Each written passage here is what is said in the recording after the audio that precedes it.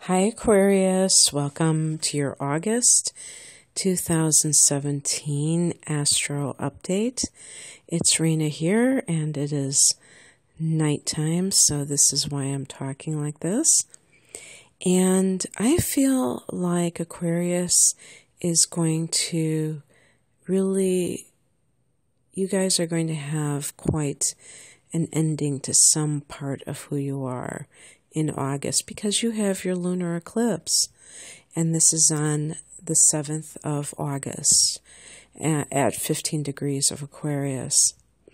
So there could be some kind of an ending to a basic sense of how you've been living your life.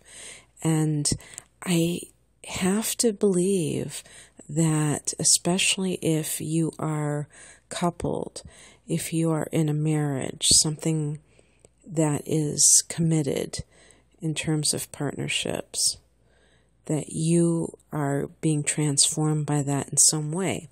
Now, it could be that there is an ending. There could be some kind of breakup for some people. Now, I just want to make this clear. I don't think that it would be out of the blue. I think this would be something that you are well aware of, because the month begins with Mars in that sector of committed partnership. So it's like, I was thinking when I was doing these transits, the War of the Roses, with the 7th house, you're looking at legal matters even. So if you have Mars there, there could be a battle that's taking place, and it could involve, maybe it has nothing to do with marriage, but maybe it has to do with marriage, and maybe it's a legal battle. Maybe you are in the midst of a divorce. If that's the case, for some of you, this could be a marriage that was very long-lasting. And so this is where the lunar eclipse comes in, where there is this sense of transformation and ending in terms of your own sense of yourself. And, you know, it's a very strange thing, I think, for Aquarius, because you have so much of this energy in that 7th house that it makes me wonder how that will all play out for some of you, or all of you, how that will play out for all of you. But it might be different for different people, because the 7th house can be your client base, and you could be really having a lot more clients, especially after the new moon on August 21st, which happens to be a solar eclipse. So they call that a new moon on steroids. Perhaps you have some breakthrough with your business and you just start attracting clients like crazy. That's always a possibility.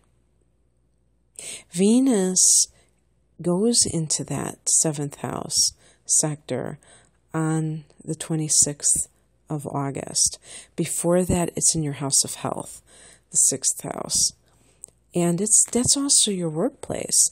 So for some of you, you may find that if you've had any kind of conflict at work, that things really start to settle down around the time when Venus has gone in there. Now, Venus is starting the month in that sector, so this would be more of the July time frame when Venus first goes in there. But another thing that can happen when Venus is in your 6th house is that you are getting more money from the work that you're doing.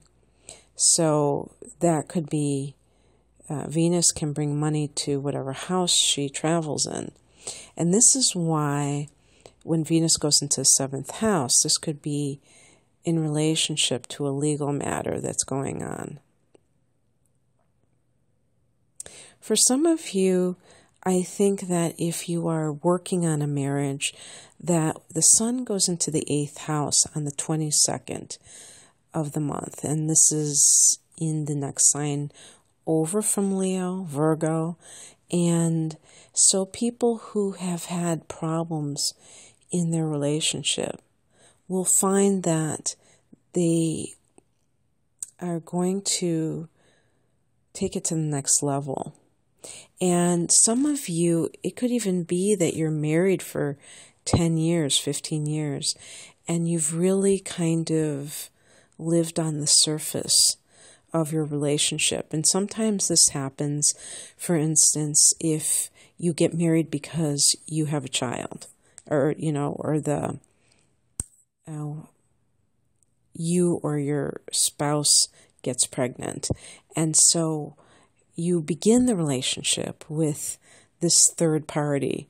And so you never really kind of get close between the two of you because you're so busy concentrating on raising a child, or maybe even more than one child.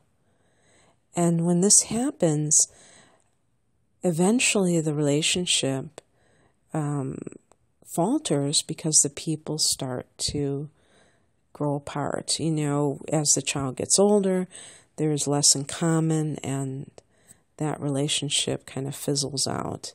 It doesn't have that glue anymore.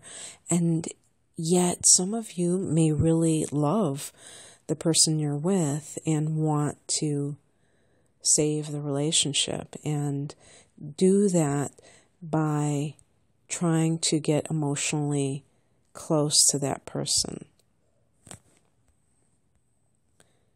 The bottom line, Aquarius, is that the North Node is going to be in your 7th house for a year and a half. So for one reason or another, you're going to see that partnership is somehow destined to be in your life, either a current partner, even if there are challenges to that, you still may find that the two of you hang in there together and you weather whatever storm is going on. But it could be something that comes in. It could be your soulmate that comes into the picture, and you're committed to this person who is really the one that's meant for you. And the reason I said this is so unusual, at least for me, this feels unusual to me because Aquarius to me is a very individualistic sign. And even when you have a marriage, and I do know that, you can be an Aquarian and have a long-term marriage for sure, especially since you're a fixed sign. You do have a tendency to be very loyal to your partner and try to make things work, but you're still an individual, and you being in a couple to me is not something that I associate with an Aquarius person. They may be married, but they always retain that sense of self. And so this is about you learning how to identify within the realm of relationship more, and less about your own needs. Because actually, since the North Node is transiting through the sign of Leo, it means that the South Node is transiting through the sign of Aquarius, your sun sign. So the more that you can kind of not disavow your sun sign, but kind of embrace the qualities of the opposite sign, Leo, both in terms of what Leo represents, in terms of its warmth and its passion, and less of the shadow aspects of Aquarius, which is the excessive detachment and the kind of, not just the quirkiness, the defiant quirkiness, or the, what's the other term I was going to use?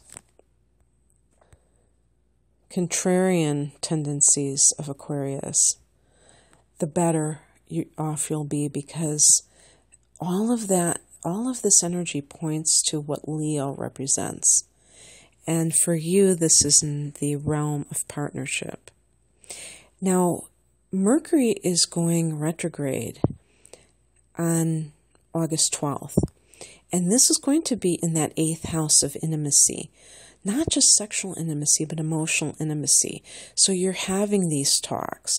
Again, I'm saying that this could very well be with a committed partner, where you are bearing your soul and perhaps asking the other person to share of themselves at a deeper level.